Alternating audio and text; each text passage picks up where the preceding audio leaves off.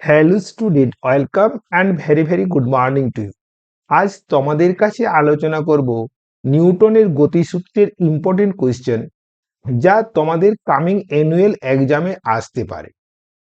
দেখো, সাজেশনে যাওয়ার আগে কি কি টিপস ফলো করলে তোমরা অ্যানুয়ালে খুব ভালো রেজাল্ট করবে, সেগুলোর সম্পর্কে আলোচনা করি। দেখো, number 1, switch off from all social media account.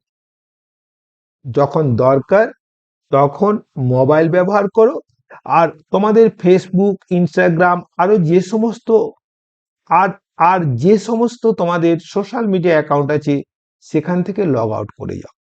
কারণ দেখো, এখান থেকে তোমাদের অনেক সময় নষ্ট হয়। এই সময়টা তোমরা যদি পুরো ফোকাসড ওয়েতে তোমার অ্যানুয়াল এক্সামের জন্য প্রিপারেশন নাও, দেখবে অ্যানুয়াল এক্সামে তো হেল্প করবেই, তোমাদের নিট, মেন এবং অ্যাডভান্সেরও প্রিপারেশন হয়ে যাবে। নাম্বার 2, দেখো, থিওরি এবং নিউমেরিক্যাল একসঙ্গে পড়া অভ্যেস করো। দেখো, আমি তোমাদের যে ওয়ান শট ভিডিও দিয়েছি, সেই ওয়ান শট ভিডিওতে দেখবে থিওরি এবং থিওরি সংক্রান্ত যত রকম নিউমেরিক্যাল হয় সেগুলো সমস্ত ডিসকাস করেছি। তোমরা যদি একবার দেখে নাও তাহলে ওইভাবে তোমরা পড়ো, থিওরি এবং নিউমেরিক্যাল। কারণ দেখো, কোনো একটা থিওরি সেটা নিউমেরিক্যাল আকারও আসতে পারে, আবার থিওরি আকারও আসতে পারে। তাহলে দেখো, থিওরির সঙ্গে যদি নিউমেরিক্যালটা করে নাও, তোমার কিন্তু নিউমেরিক্যালস গুলো খুব সহজা লাগবে এবং সেটা তোমার মাথার মধ্যে গেঁথে যাবে। ওকে, এরপরে দেখো 3 নাম্বার, দেখো তোমাদের স্ট্রং এবং উইক এরিয়া আইডেন্টিফাই করো। দেখো, যেগুলো তোমাদের স্ট্রং এরিয়া সেখান থেকে আমার ওয়ান শট ভিডিওটা একবার দেখে নাও এবং নিউমেরিক্যাল গুলো জাস্ট প্র্যাকটিস করে নাও, দেখবে স্ট্রং এরিয়া আরো স্ট্রং হয়ে গেছে। আবার দেখো, যেগুলো উইক এরিয়া, এই উইক এরিয়ার জন্য আমার ওই ওয়ান শট ভিডিওটা ভালো করে লিখে নাও এবং যেমন যেমন ভাবে অঙ্কটা করেছি তোমরা সেভাবে করো, তারপরে প্র্যাকটিস করে নেবে। আর সমস্ত ছাত্রের জন্য যে আমি পিওয়াইকিউ আপলোড করেছি, যেটা 2015 থেকে 2023 পর্যন্ত সমাধান করে দেওয়া আছে, সেগুলো কিন্তু তোমরা দেখতে ভুলবে না।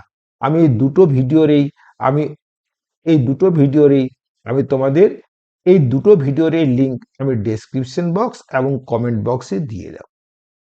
4 নাম্বার, মনোযোগ দিয়ে পড়ো। দেখো, মনোযোগ দিয়ে যদি তোমরা পড়ো তাহলে খুব কম সময়ে তোমরা অনেক জিনিস বুঝতে পারবে, মেমোরাইজ করতে পারবে, ফিকেল মাইন্ডে কখনোই থাকবে না।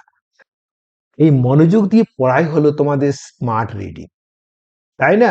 যখন যেটা পড়তে ভালো লাগছে সেটা পড়ো, এবং যেটা তোমার পড়তে ভালো লাগছে না সেটা তোমরা দেখো, আমার পিওয়াইকিউ দেখো, তোমরা এক্সাম্পল দেখো, তারপরে এইচএস এর কোশ্চেন অ্যান্সার দেখো, দেখবে তোমাদের ওটা অবশ্যই ভালো লাগবে। 5 নাম্বার, হেলদি লাইফস্টাইল মেনে চলো। অবসর সময়ে গান শোনো, ফ্রি হ্যান্ড যোগা করো, তাই না, পুষ্টিকর খাবার খাও, দেখবে তোমাদের মেমোরি পাওয়ার অনেক বেড়ে গেছে। এরপরে দেখো, নিউটনের গতিসূত্রের সাজেশনের ক্ষেত্রে বলি, এখান থেকে কি কি ইম্পর্টেন্ট টপিকস আছে দেখো। নাম্বার 1, জড়ত্বীয় ও অজড়ত্বীয় নির্দেশতন্ত্র। জড়ত্বীয় ও অজড়ত্বীয় নির্দেশতন্ত্র, তাই না? তারপরে দেখো, নিউটনের গতিসূত্র, নিউটনের গতিসূত্র, তাই না? 3 নাম্বার, লিফটের ওঠা নামা, লিফটের কি বলতো, ওঠা নামা। আর 4 নাম্বার, মুক্ত বস্তু চিত্র, মুক্ত বস্তু চিত্র। আর 5 নাম্বার, রৈখিক ভরবেগের সংরক্ষণ সূত্র, রৈখিক ভরবেগের সংরক্ষণ সূত্র, তাই না? তাহলে দেখো, প্রথমে জড়ত্বীয় ও অজড়ত্বীয় নির্দেশতন্ত্র সম্পর্কে কি কোশ্চেন আসতে পারে। দেখো, অজড়ত্বীয় ও জড়ত্বীয় নির্দেশতন্ত্র কাকে বলে, কোন নির্দেশতন্ত্রে নিউটনের সূত্রগুলি প্রযোজ্য, কোন নির্দেশতন্ত্রে নিউটনের সূত্রগুলি প্রযোজ্য নয়, ওগুলো দেখে নিও। তোমায় জিজ্ঞেস করতে পারে পৃথিবী কি জড়ত্বীয় নির্দেশতন্ত্র? বোঝা গেল? এরপর দেখো নিউটনের গতিসূত্র। দেখো নিউটনের গতিসূত্র, দেখো প্রথম গতিসূত্র, দ্বিতীয় গতিসূত্র, তৃতীয় গতিসূত্র ভালো করে দেখে নেবে। দেখো প্রথম গতিসূত্র থেকে দেখো দেখো প্রথম গতিসূত্র থেকে চার্য বলের সংজ্ঞা ওখান থেকে এবার দেখে নিও। আর দ্বিতীয় গতিসূত্র থেকে দেখো এই বল ইকুয়ালস টু ভর ইনটু ত্বরণ প্রমাণ করো, বলের এককগুলোর সংজ্ঞা দাও। তারপর দেখো এদের মধ্যে সম্পর্ক স্থাপন করো, অভিকর্ষীয় একক এবং পরম এককগুলির মধ্যে সম্পর্ক দেখো, তাই না? আর এখান থেকে বলের ঘাত আর ঘাত বল কাকে বলে। আবার দেখো নিউটনের গতিসূত্র থেকে অঙ্কও আসে, হয়তো তোমাদের বললো একটা ক্রিকেট বল 20 মিটার/সেকেন্ড বেগে আসছে, ব্যাট দা আঘাত পাওয়ার পর ওই উল্টো দিকে বিপরীত দিকে 20 মিটার/সেকেন্ড বেগে ফিরে গেল। দেখো বললো দেখো ব্যাট দ্বারা বলের উপর কত বল প্রযুক্ত হয়েছে। দেখো ক্রিকেট বলের ভর দেওয়া থাকবে আর কতক্ষণ ধরে সংঘাত হয়েছে সেটাও বলে দেবে। তাহলে দেখো তোমরা যদি F equals to m into v minus u by t সম্পর্ক অ্যাপ্লাই করো, তোমরা এই অঙ্কগুলো করতে পারবে। আর লিফটের ওঠানামা, দেখো লিফটের ওঠানামার ক্ষেত্রে তোমরা দুটো সূত্র ভালো করে মনে রেখেও, কি বলতো, যখন লিফট ওপরে উঠবে তখন লম্ব প্রতিক্রিয়া, যখন লিফট ওপরে উঠবে তখন লম্ব প্রতিক্রিয়া এম ইন্টু কত হয়, জি প্লাস এ হয়। আবার যখন লিফট নিচে নামবে তখন এম ইন্টু জি মাইনাস এ হয়। এখান থেকে অঙ্ক খুব খুব ইম্পর্টেন্ট। আবার দেখো মুক্ত বস্তু চিত্র, দেখো এই মুক্ত বস্তু চিত্র বিবরণ, দেখো মুক্ত বস্তু চিত্র বিবরণ আমার ওয়ান শট ভিডিওতে অনেক দেওয়া আছে এবং এই সংক্রান্ত অনেকগুলো অঙ্ক দেখা আছে, এই সংক্রান্ত অনেকগুলো অঙ্ক করে দেওয়া আছে, তোমরা সেই অঙ্কগুলো প্র্যাকটিস করে নাও, দেখবে ওখান থেকেই কমন পাবে, তাই না? আর মুক্ত বস্তু চিত্রের মেইন যেটা ফর্মুলা, দেখো এই ত্বরণ সমান কি বলতো না, লব্ধি বল বাই কি বলতো ভর, তাই না? আর মুক্ত বস্তু চিত্রে সবসময় মনে রাখবে একটা বস্তুর উপর কোন কোন বল ক্রিয়াশীল হচ্ছে, সেই বলগুলোর লব্ধি, এবং লব্ধি বল বাই ভর হবে ত্বরণ। এরপরে দেখো রৈখিক ভরবেগের সংরক্ষণ সূত্র, দেখো রৈখিক ভরবেগের সংরক্ষণ সূত্র কাকে বলে, নিউটনের তৃতীয় গতিসূত্র থেকে প্রমাণ। আবার দেখো এখান থেকে নিউটনের তৃতীয় গতিসূত্রের প্রমাণ, আবার বন্দুকের পিছু হটা, তাই না? আর একটা বস্তু কি বলতো স্থির অবস্থা থেকে 3টে কণায় ভেঙে গেল, 3টে এইভাবে গতিশীল হলো, তোমাদের দুটো কণার ভরবেগ দেওয়া থাকবে, তৃতীয় কণার তোমাদের বেগ বের করতে হবে, তাই না? এই অঙ্কগুলো তোমরা ভালো করে একবার দেখে নিও, দেখবে 100% কমন পাবে।